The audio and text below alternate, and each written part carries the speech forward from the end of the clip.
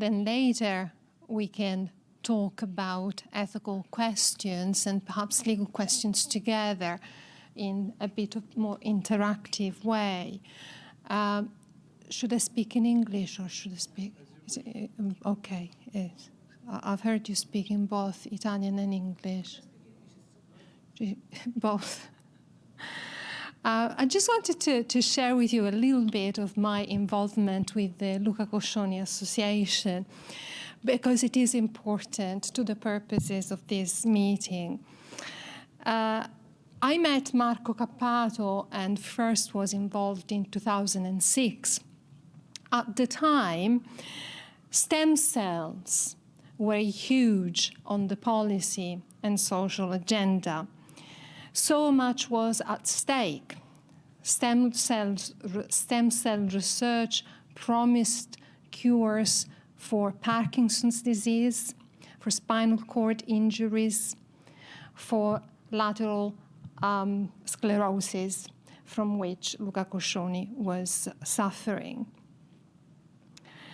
And there was so much opposition against stem cell research because stem cells were at the time mainly harvested from embryos. So the real suffering of human persons was to be balanced against the respect to a biological bundle of cells which might or might not have values, depending on your value system. During the 1900s, medical sciences made unprecedented progress. Transplants are now routine, but were only performed in the late 1960s. Human life extension, think about it. We can now keep humans alive indefinitely, potentially. This means that death becomes often and increasingly a matter of choice. But this is a choice that not many welcome. Many see interferences with death as undue interference with one of the most natural processes of life. Government rules differently, giving rise to what is known as medical tourism. And Claudia will talk about medical tourism, in this case, death tourism, later on. We control the beginning of life in a way we haven't been able to do before. In 1978, many of you will know, Louis Brown was born, the first child out of IVF, in vitro fertilization. A life created outside the womb, in vitro, scientifically.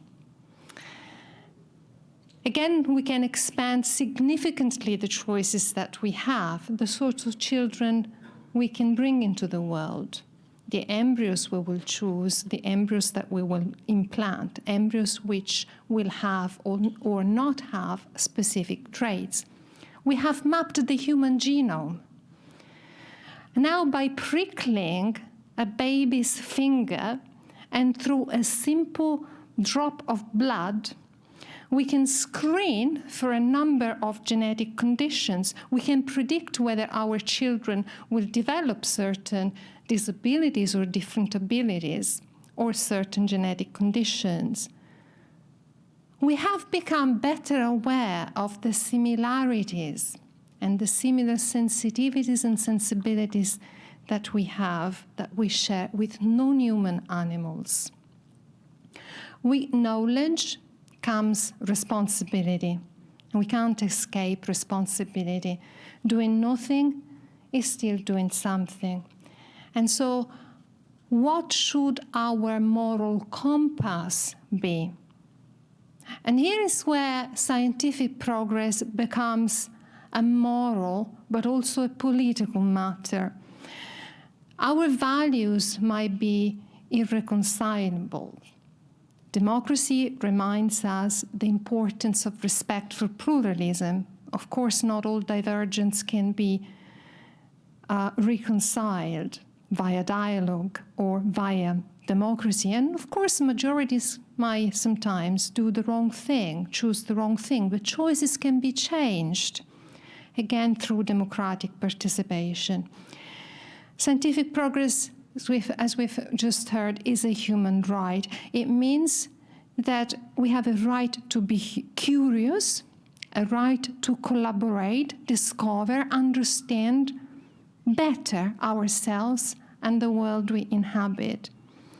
We also have a right to enjoy the benefits that this confers to us and those like us and those less like us, be they humans and perhaps not humans either. Celebrating science means enabling responsible, autonomous choices, however. The importance of science lies in the empowerment of individual autonomy and individual flourishing. We have better lives than ever. Most of us will live longer, healthier lives. Birth-death rates and birth problems are virtually down to zero. We have global justice challenges, which we are fortunate enough to be able to meet now. But the importance of science also lies in the fact that it can bridge political and geographical barriers. People with different political and religious beliefs can work together to a common goal. Science can be an instrument of peace. It has to be an instrument of peace. Freedom of movement, freedom of speech, or assembly, of peaceful dialogue. There is no one without the other. Closing boundaries, impeding movements, making collaborations, difficult, impinges on science, but contributes also to a culture where the other is other, where the problem of the other nation, of the other individual, is the problem of the other, is beyond our border and beyond our area of concern and respect. It is not. We are the other. We can be the other. We can be the foreigner, the disadvantaged, the ill, the one in need. Freedom of science requires free movement and international collaboration. Science is an instrument of peace and must be recognized as such. I would like later on to make some questions because, well, I'll tell you why after. Shall I stop here and I'll tell why after? I would like to ask some questions later, but I will also tell you why later and not now. Okay, thank you very much for your attention.